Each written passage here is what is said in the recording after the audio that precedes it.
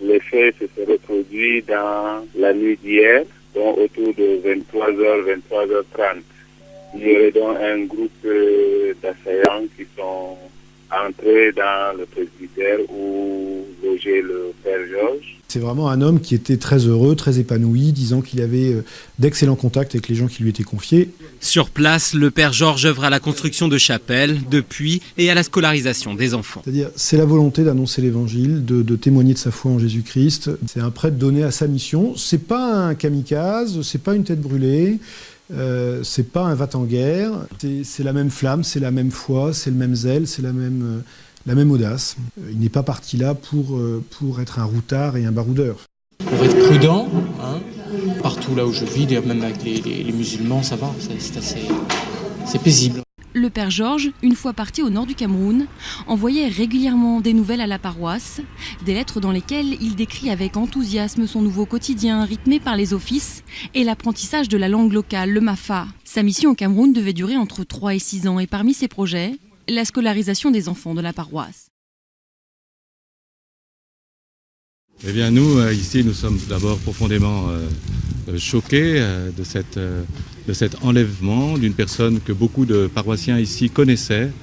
Moi, je ne suis pas spécialement émotive, mais là, je me sens tellement ébranlée que je me dis que oui. Pour nous, c'est notre pasteur qui est blessé. En t-shirt, souriant et visiblement détendu, c'est ainsi qu'est apparu Georges Vandenbusch à son arrivée à Yaoundé ce mardi, quelques heures après sa libération. Il est attendu vers 6h30 ce mercredi matin à l'aéroport de Villacoublay à Paris, où il sera accueilli par ses proches et par le président français. Ces jours m'ont paru terriblement longs, et en même temps par rapport, je pense à d'autres otages qui sont restés très longtemps, et à ceux qui le sont encore, ça me permet de mesurer ce qu'ils vivent ou ce qu'ils ont vécu.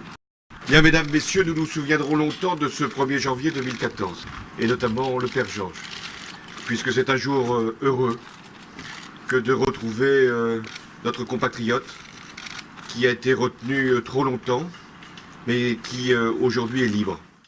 48 jours d'attente, 48 jours d'espoir et d'incertitude pour les proches du Père Vandenbusch, et enfin la délivrance. Dans son ancienne paroisse de Sceaux, mobilisée dès les premières heures, le soulagement est également immense. Beaucoup d'émotions, beaucoup de joie et grand soulagement pour nous, pour tous les paroissiens et pour tous les habitants de la ville de Sceaux qui n'ont jamais cessé de nous demander de ces nouvelles. Voilà, je vais reprendre pied un petit peu, tranquillement, reprendre une vie, célébrer la messe un peu, lire un petit peu la Bible, puisque j'ai rien lu du tout pendant un mois et demi. Et plein de gens qui ont été, plein de gens super à droite à gauche qui ont prié, qui ont pensé à moi. Je prends connaissance petit à petit de tout ça.